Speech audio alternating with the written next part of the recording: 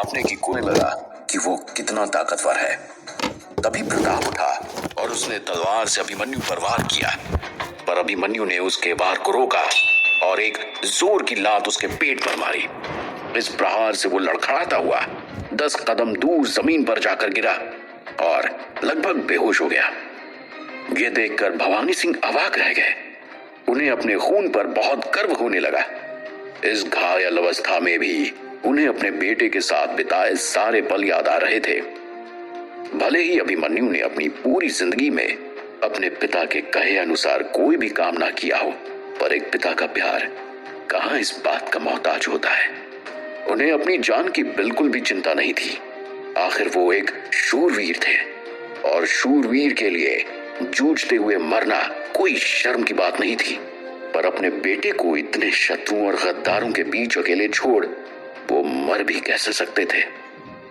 अच्छा, मैं नहीं जानता था कि आप जैसे अय्याश में वास्तव में इतनी शक्ति है। मुझे मेरी आंखों पर बिल्कुल भी भरोसा नहीं हो रहा। आपने यह संभव काम कैसे किया? हालांकि अब बहुत देर हो चुकी है, संग्राम सिंह ने कहा। क्या मतलब? अभिमन्यु आगे बढ़ा और अपने पिता के साथ जाकर खड़ा हो गया। तुम्हें क्या लगता है भवानी सिंह को मारना हमारा एकमात्र लक्ष्य है? हमें पूरा साम्राज्य चाहिए और उसके लिए हमने सलाहदीन साम्राज्य के साथ मिलकर पूरे क्षेत्र को हड़पने की योजना बना रखी है। आज शाम तक तो सलाहदीन की विशाल सेना महल पर हमला भी कर देगी और तुम्हारे पूरे परिवार को खत्म कर देगी।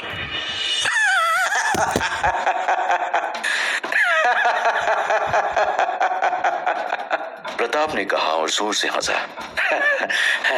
और फिर यहाँ पर हमारा और सलादीन के गठबंधन का राज्य होगा। तुम्हारे इस षड्यंत्र में राम सिंह के अलावा और कौन मिला हुआ है? भवानी सिंह ने पूछा। आप फिक्र मत कीजिए पिताजी, राम सिंह की खैर मैं ले चुका हूं, अभिमन्यु ने कहा।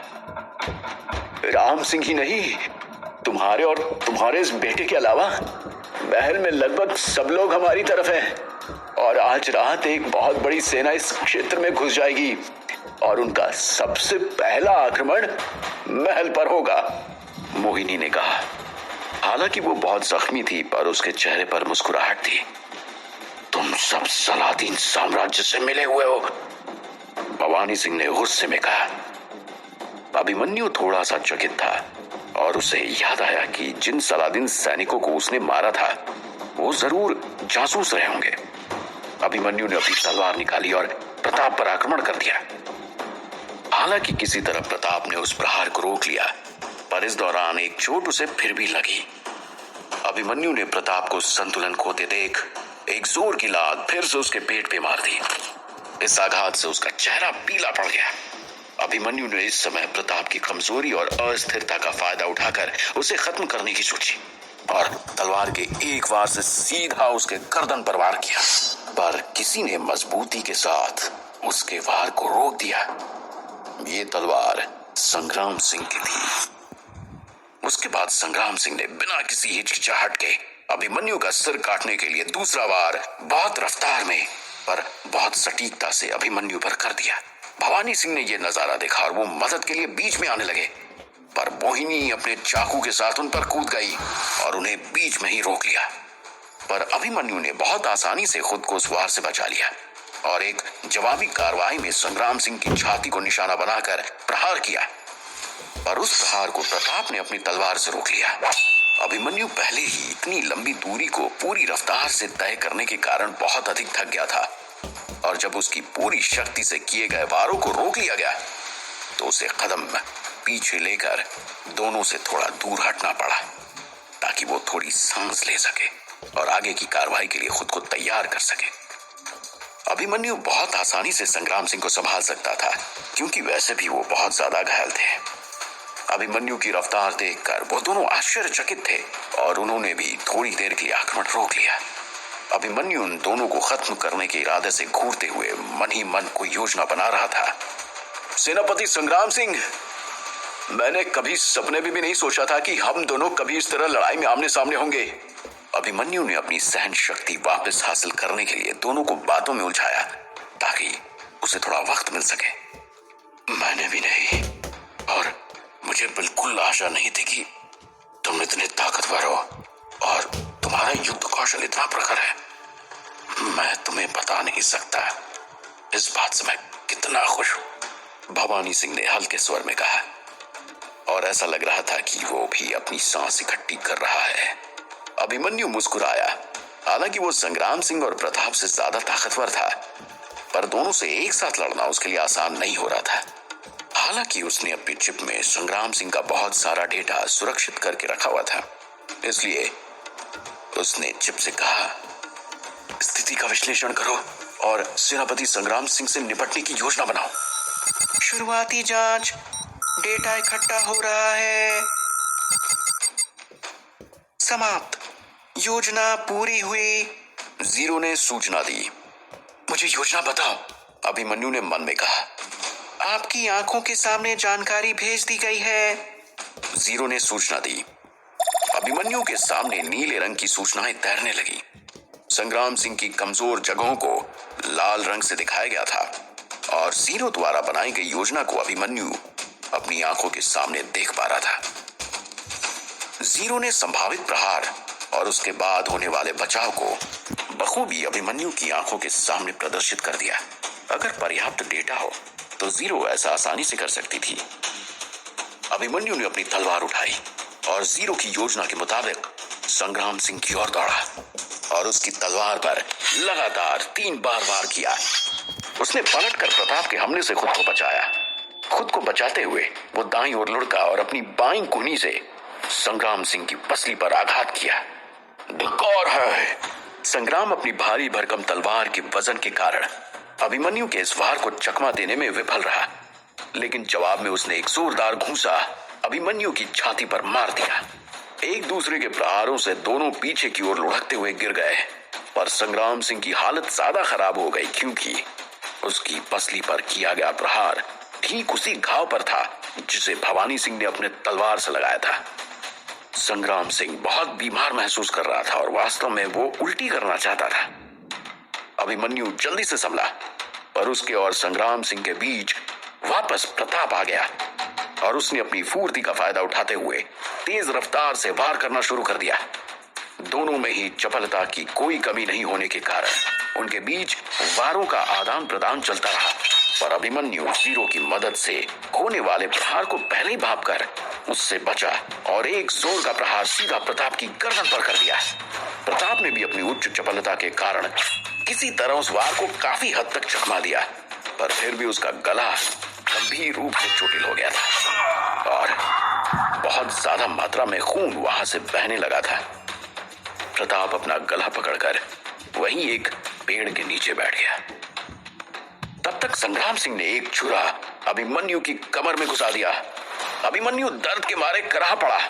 खंजर से हुआ घाव किसी छेद की तरह लग रहा था।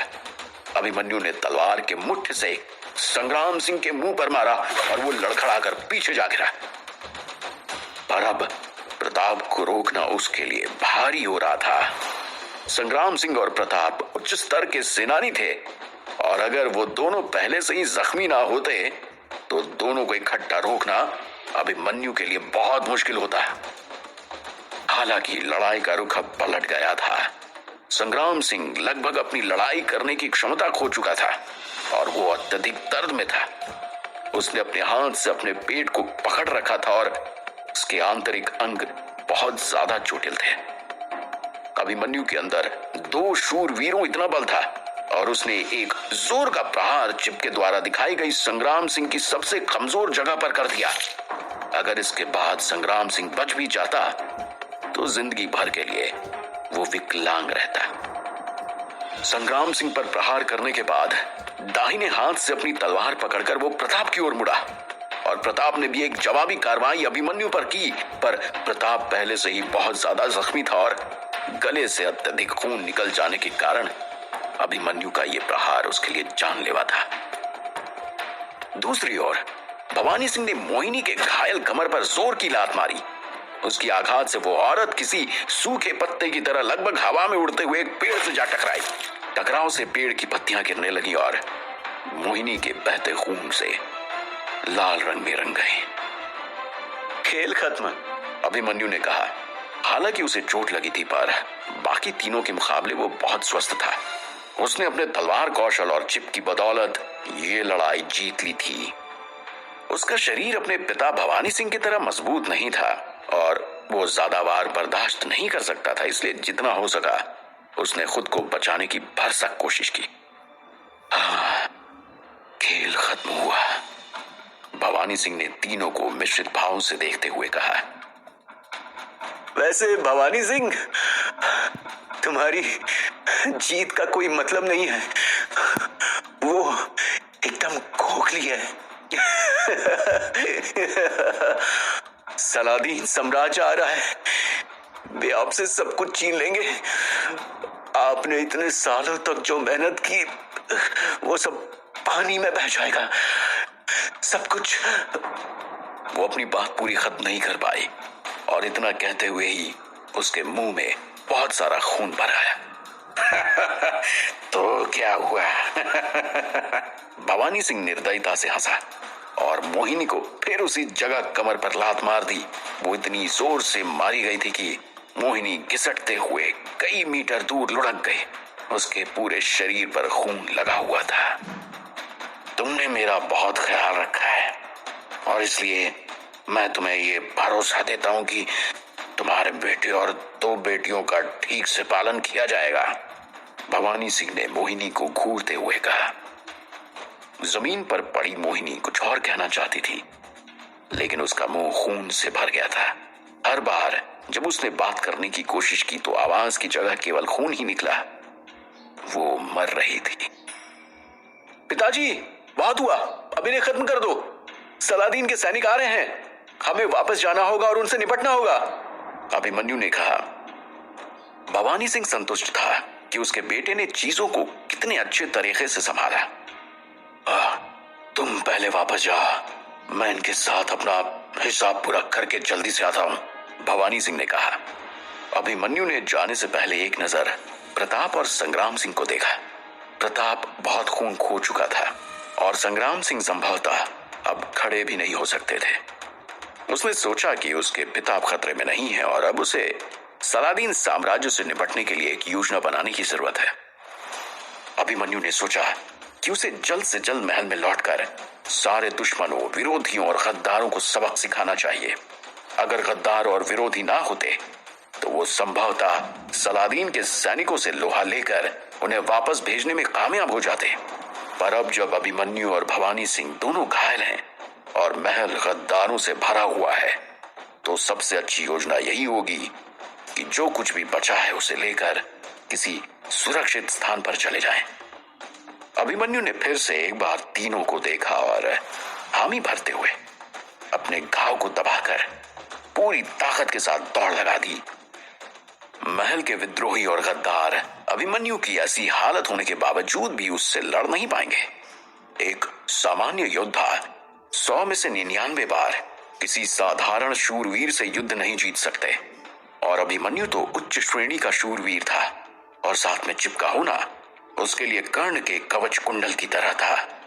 इसके अलावा क्योंकि उनके सारे प्रधान सेनापति मारे जा चुके हैं तो वो सारे फिर अभिमन्यु के पक्ष में आ जाएंगे। अगर सलादीन साम्राज्य ने वास्तव में यहां एक सेना भेजी तो जल्दी से महल पहुंचकर किसी सुरक्षित स्थान पर भागने से पहले जितना भी समेटा जा सकता है उसे लेने में ही समझदारी है। वैसे भी उसे महल की स्थिति की जांच करने की आवश्यकता थी। अभिमन्यु जिस मार्ग से आया था उसने वापस जाने के लिए फिर से उसी राह का चयन किया। रास्ते में उसे एक घोड़ा भी मिल गया जो जंगल में घूम रहे उन डाकुओं का था, जिसका फायदा यूं हुआ कि महल पहुंचने तक वो अधिक नहीं थका और आगे लड़ने के लिए पूरी तरह तैयार और समर्थ था। महल में वापस पहुंचते पहुंचते लगभग दोपहर हो गई। अभिमन्यु महल के बाहर ट्रेनिंग ग्राउंड में पहुंचा और उसने देखा कि मुख्य दरवाजा पहले से ही खुला हुआ है और चारों तरफ लाशें बिखरी हुई हैं और खून तो ऐसे बह रहा था जैसे आसमान से खून की बारिश हुई हो। अभी भी अंदर से लड़ने की आवाजें आ रही थी, और साथ में औरतों और बच्चों की चीखें भी सुनाई दे रही थी। क्या सलादीन का आक्रमण हो चुका है? क्या उसका परिवार मारा जा चुका है?